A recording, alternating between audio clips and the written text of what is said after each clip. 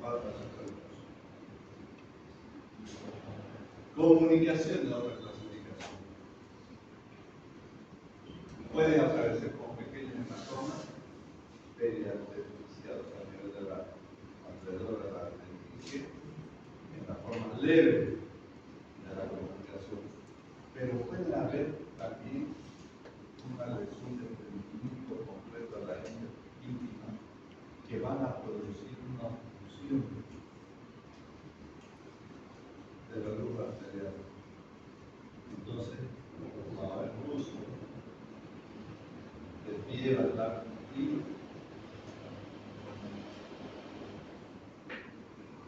comunicación. Otro tipo de trauma. Espasmo. A esta patología de espasmo le tiene mucho miedo a los neurocirujanos cuando hacen clipaje de neurismo. Y estos vasoespasmos en los clipajes de neurismas cerebrales se presentan después de 48 horas. La cirugía puede salir perfecta, el paciente puede estar bien y después no. Entonces hay que darle nada más los medicamentos que produzcan una dilatación de esa clipaje de neurisma que he hecho. ¿Por qué se produce? Por trauma, donde hay una contracción de la musculatura del vaso y van a producir esos espasmos. La laceración y la transección son el mayor porcentaje que representan la lesión muscular, el 90%.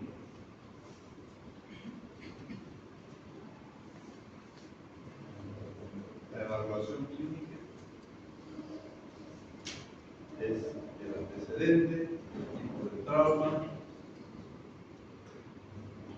y la exploración semiológica local. ¿Qué tiene?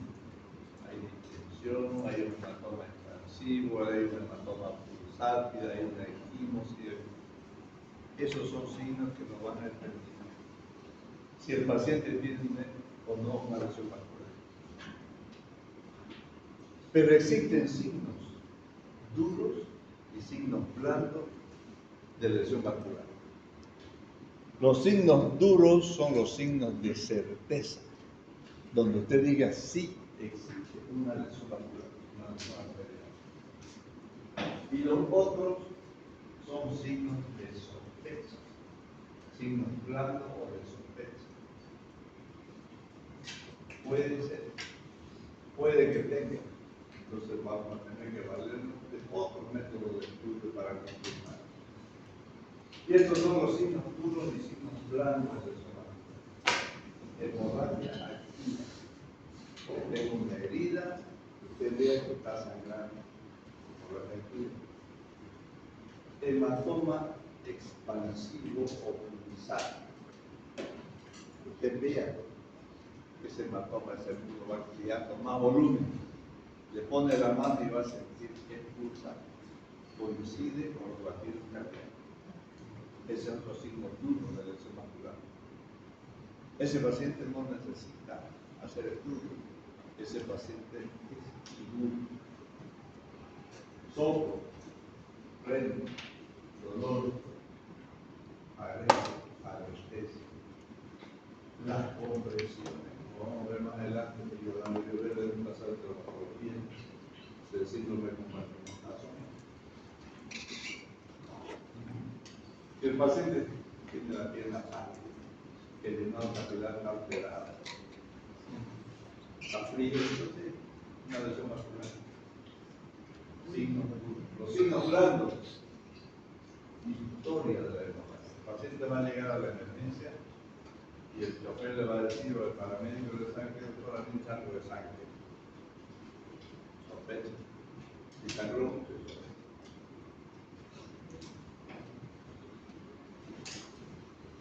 Ahora, el hematoma no es pasivo, no pulsa, pero la herida, si pasa cerca del trayecto vascular, estos son signos de sospecha. Y todos estos signos de sospecha requieren un examen instrumental. Los signos de certeza o signos duros necesita ser intervenido quirúrgicamente.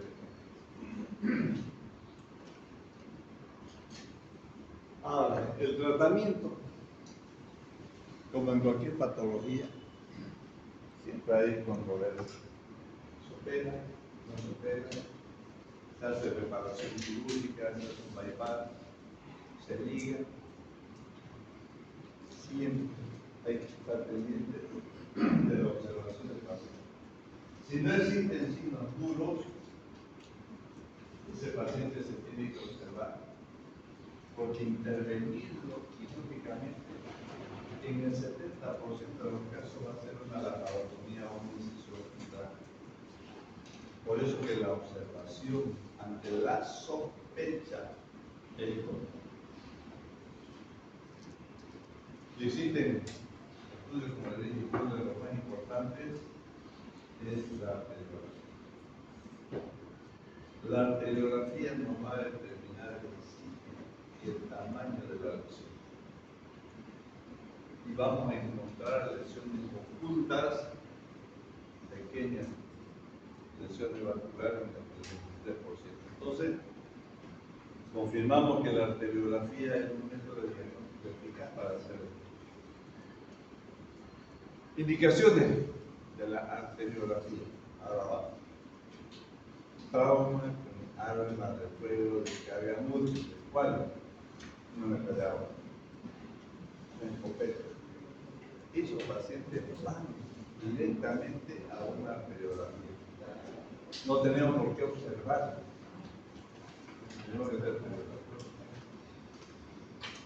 trauma cerrado con o sin lesión de o sin fractura. ¿Cuáles son esos?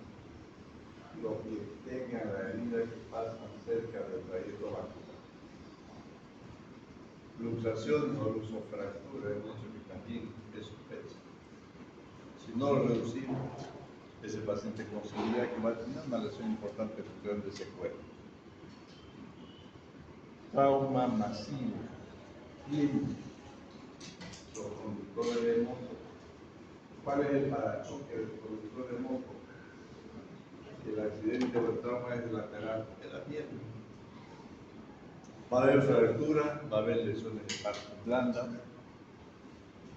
Y ante ese tipo de trauma hay que hacer una arteriografía.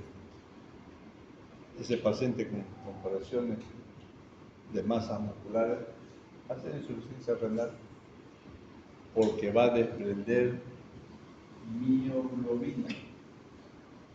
Y la mioglobina va a provocar un taponamiento de los túbulos renales. Entonces esos pacientes tienen que ir de la sospecha una arteriografía. Diagnóstico tardío de lesión arterial.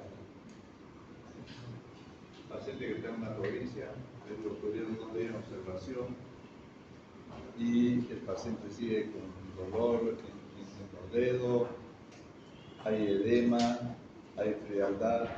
Entonces el paciente va directamente a hacer un estudio angiográfico para determinar si hay en la laparotomía o en la fractura o en las fracturas de su pecho. Ustedes saben que toda fractura expresa hay infección quirúrgica. Si bien no para hacer la reparación del hueso fracturado por un familiar, hacer un curetaje de la parte ósea que estaba expuesta a la víctima. Entonces, en el intraoperatorio se puede encontrar lesiones vasculares o sospecha de lesión vascular, dependiendo del tipo de fractura, si es un pico de flauta, hemos dicho que es una de las fracturas que más lesiones vasculares provocan. Entonces, esos pacientes también hay que hacer una arteriografía.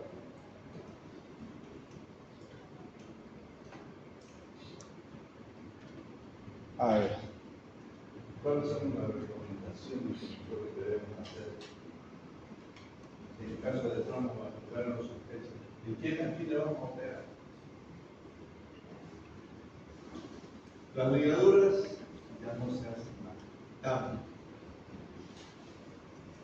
salvo que sea una emergencia, que la vida del paciente esté en riesgo. Ahí ligamos hasta estabilizarlo. Y después que el paciente esté estabilizado, va al quirófano y se le hará un puente o una imagen. Pero aquí lo que queremos es salvarle la vida. Por eso en trauma decimos, primero, salvar la vida. Segundo, salvar el miembro. Y tercero, salvar la función. ¿A qué se refiere? Que si yo tengo un paciente que tiene una fractura diminuta en la rodilla, le salvo la vida, parándole la hemorragia. Hago reparación de la parte vascular lesionada, le salvo la pierna. Pero no importa la función. Tal vez el paciente ya no pueda doblar la rodilla, pero va a tener la propia, no va a tener una de parte. Por eso decimos la vida, el órgano y la función. Prefiero tratar con la pata recta que estar muerto o limpiando. Quedará rico, está limpio. Ni los perros se le van a limpiar. Le dicen los perros. ¿Cómo lo ponemos perros? Ah, no, no, entonces tiene para nada. Los perros. Entonces, hacemos eso. Pues salvamos la vida, después tratamos de salvar el miembro y después tratamos de salvar la función, si es posible. Si no, no importa. Las lesiones vasculares de tronco mayores, si el paciente está inestable al miembro, es como hacer una cirugía de control de daño. No vamos a ir a sacar safena para ponerle a la arteria o hacer un bypass si el paciente se está moviendo. Entonces hagamos la cirugía de control de daño. Agarra la presión o de hemorragia. ¿Cómo? Agarran una bromita del equipo de suero y se lo ponen. Lo ligan aquí y el paciente va a tener una circulación casi normal. Hasta que vaya a terapia, se estabilice y ya vuelve con paciente estable para sacar esa pena y hacerle su resto su daño. Pero debemos hablar, la cirugía de control de daño se llama, o cirugía abreviada de trauma. Entonces eso se hace con los controles vasculares.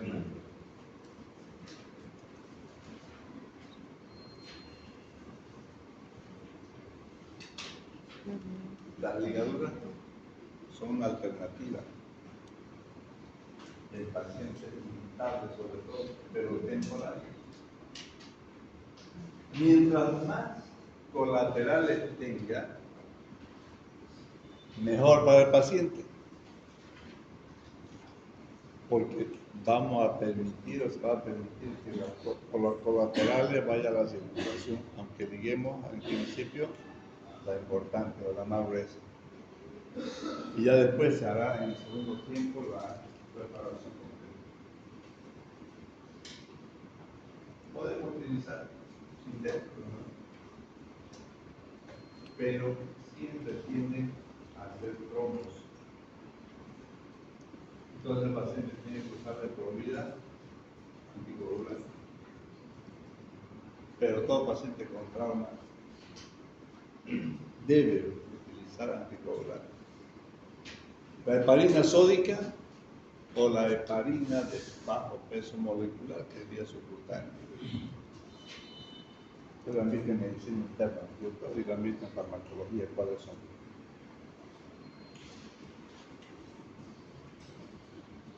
Un paciente que tenga un injerto, odontólogo, enterólogo, siempre tiene que saber por vida anticoagular, o por lo menos antiagregantes plaquetarios, como cuál, la heparina, la aspirina o la aspirineta.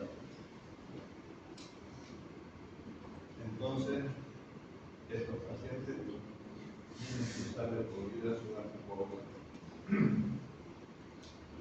Esto ya ustedes lo saben. Familia de traumatología, síndrome compartimental. Volvo fue el primero en describir que todo vendaje compresivo externo producía un síndrome compartimental. Y también vio de que esa compresión externa no era solamente porque lo apretaba el músculo, sino que existía una cubierta resistente que dura en los músculos, y esa cubierta envolvía un espacio. Y ese espacio o puede disminuir por aumento del contenido o puede disminuir por disminución del tamaño. Varias causas lo pueden producir. Aumento del contenido, trauma, lesiones del músculo que vayan a sangrar y llenen el compartimento. Las quemaduras, la famosa trasudación que hay en los pacientes quemados, va a llenar el líquido del compartimento. Entonces eso va a ser aumento del contenido. Y por disminución del espacio, las compresiones externas. Y esos vendajes compresivos, el cinturón antishock que se utiliza, disminuye el espacio. ¿Qué es un compartimiento? Es una cavidad limitada, es un espacio facial cerrado, ustedes lo puedan definir. Y dentro del síndrome compartimental, la fractura de la principal causa del síndrome compartimental. Y volvemos a insistir que el abdomen es un compartimento que tiene límites anatómicos, pero tiene límites de presión también. Un compartimiento en miembro inferior está a 17 milímetros de mercurio, su presión normal. El síndrome compartimental abdominal es quirúrgico también, de entrada. Por eso que tenemos que tener en cuenta dos cosas que ustedes han debido ver el año pasado en cirugía 2. ¿Qué es hipertensión intraabdominal?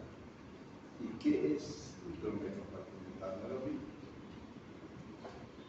Hipertensión es cuando la presión intraabdominal está por debajo de 20 centímetros de agua. Hipertensión. Síndrome compartimental, cuando esa presión está por encima de 20. Y lo dividimos en grados, 1, 2, 3, 4. Paciente con hipertensión intraabdominal tolera esa presión. Pero el paciente con un síndrome compartimental no lo tolera. Hemos dicho también que existen dos órganos, aparatos o sistemas que se alteran con un síndrome compartimental: el riñón y el pulmón. Paciente con un síndrome compartimental hace insuficiencia renal. Hay una gran alteración de la circulación esplácnica intraabdominal y el riñón se resiente. Pero eso no es tan grave. Bueno, es grave, pero no es mortal, digamos, ese error. Porque el paciente con insuficiencia renal lo revierte, lo dializa, lo revierte. Pero la otra parte es la peor, la parte pulmonar. Paciente con síndrome compartimental eleva el diafragma. Y al elevar el diafragma, ¿qué produce? Disminución del tamaño de los pulmones.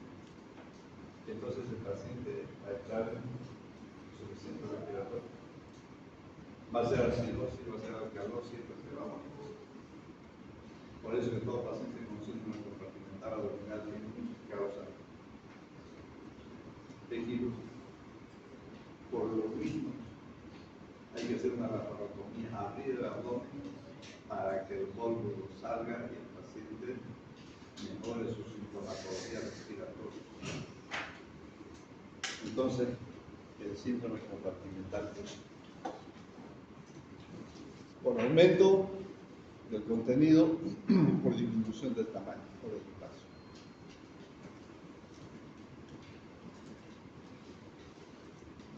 Una vez instaurado el síndrome compartimental,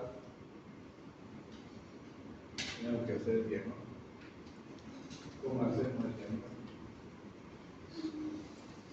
Para hablar y comprender el síndrome compartimental, no tenemos que despertarlo para que se note y se mueva y de echarle. Entonces, para hablar del síndrome compartimental, tenemos que conocer la anatomía del libro que va a estar afectado.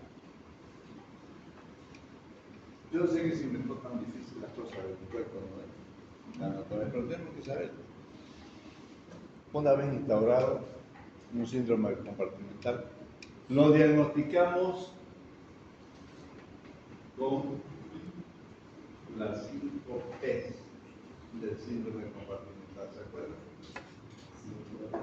¿Cuáles son las 5 P del síndrome compartimental?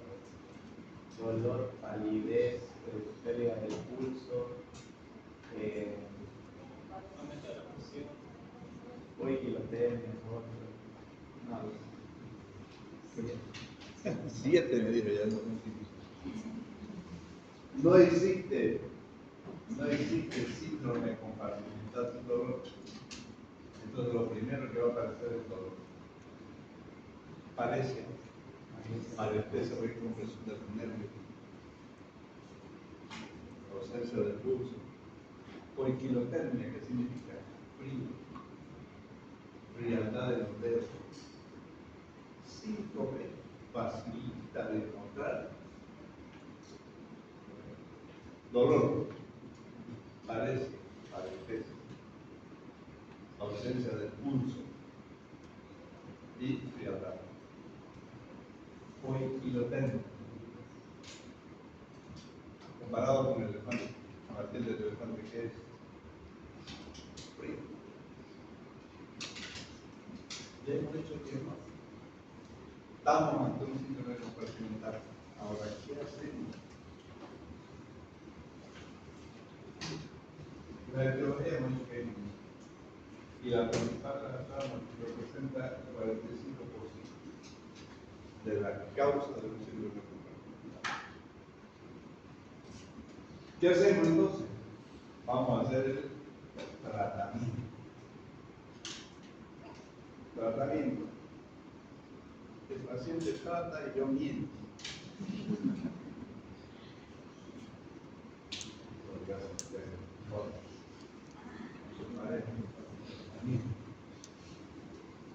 ¿Cuál es el tratamiento? Descompresión de aquí. ¿Y cómo lo hacemos? Con la fasciotomía. A ver, ¿dónde van a hacer la fasciotomía? ¿En qué parte?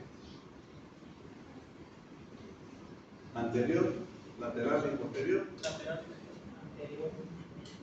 Anterior nunca. Porque no hay músculo.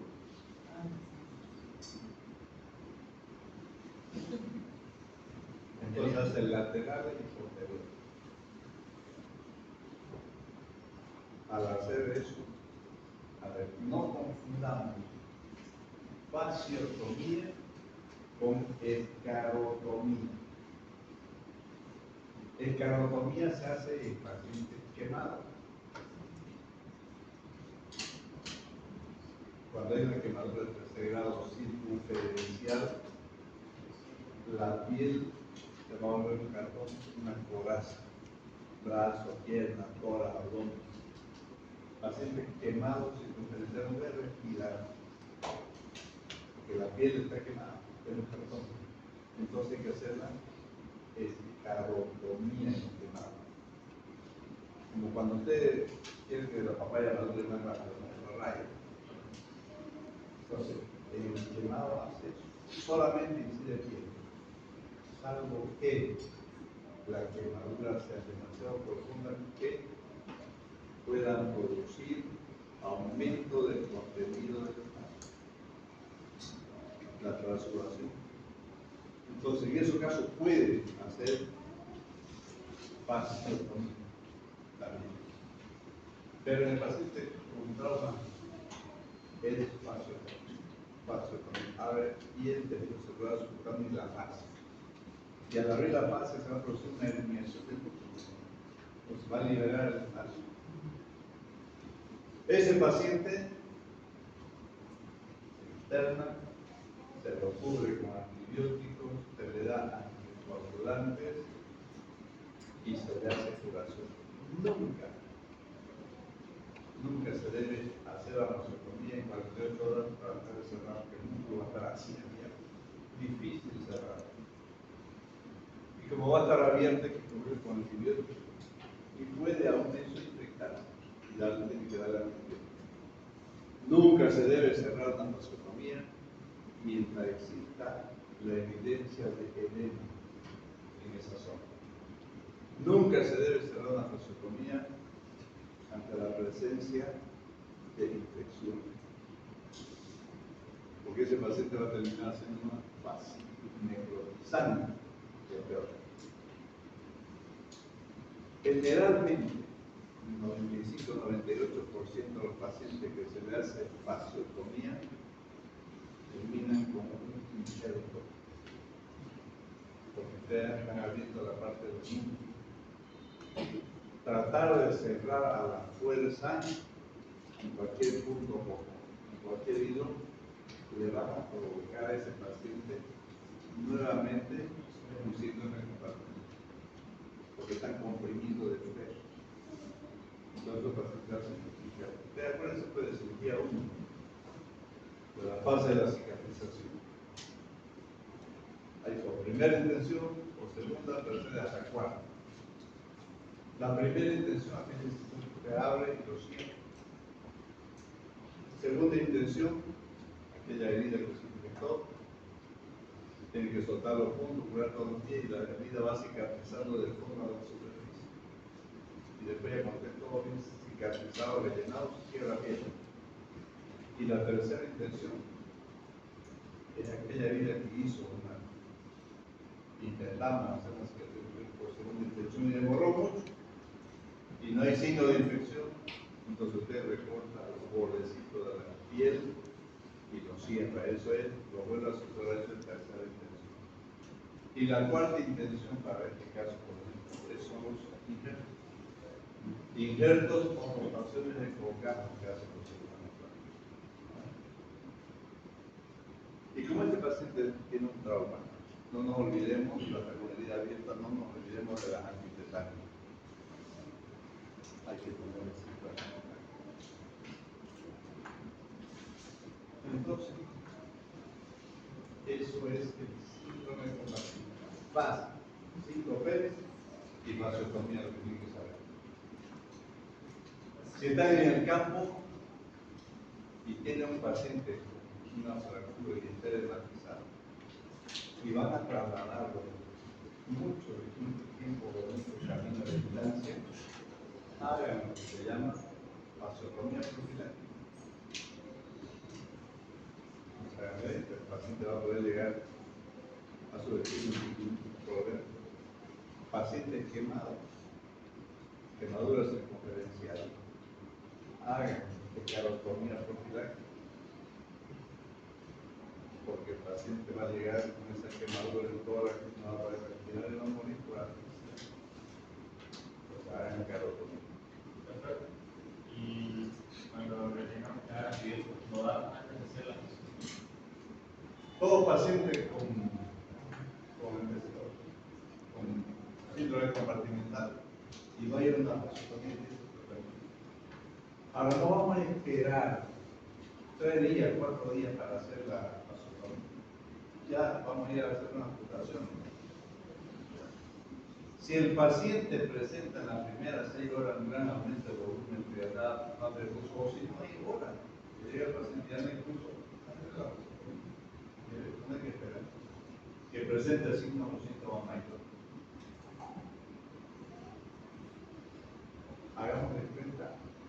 estamos en el manejo inicial del paciente con trauma y nos vamos a ir adelantando a la posibilidad de complicaciones. Esa es una definición. Adelantémonos a la complicación. No dejemos que el paciente pierda la pierna porque lo estuvimos observando. El trauma, el manejo del trauma es anteponerse a las posibles complicaciones. Paciente bajo efecto de bebida alcohólica que llegue comatoso, no importa que esté borracho. Porque ese paciente puede vomitar y se rompe la pierna. ¿Cómo vamos a cuidar su pierna? ¿Cuándo? Pasadas 6 horas ya va a empezar el tipo a quererse quitar el tubo, entonces que le sacamos el tubo. No debemos colocar ninguna.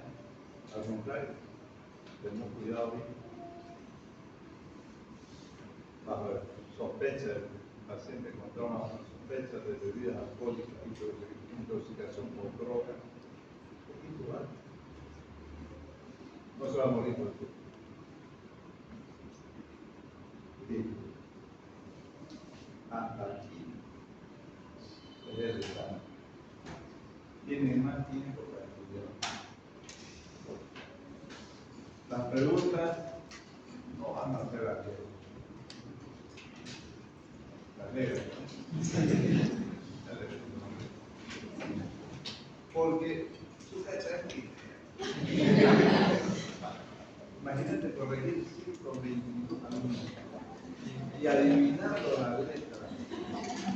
No, yo no les entiendo, les pongo mal. Debe ponerle bien. Entonces van a hacer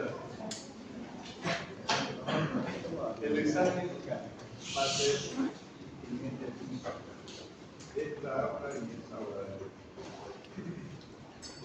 la mitad aquí, o primero a 1 y a 2 aquí, 3 y 4 allá. Se está viniendo todo la artillería de residentes del hospital para controlar ya también controlar. Esta semana tenemos la práctica todavía de principal, pero que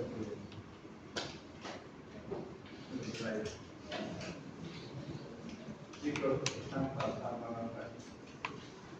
Pueden recuperar la práctica, pero no la recuperan la asistencia. Pueden ir, los que no fueron, vayan a este grupo, pero no me pidan que le borren su mano, porque no la voy a borrar. La próxima semana, que vamos a iniciar de nuevo los grupos, no va a haber, le vamos a dar libre de estudio. Pero para que voy a poner un chip para que el estudio. Bueno, chicos, les agradezco por su regalo, por el cariño.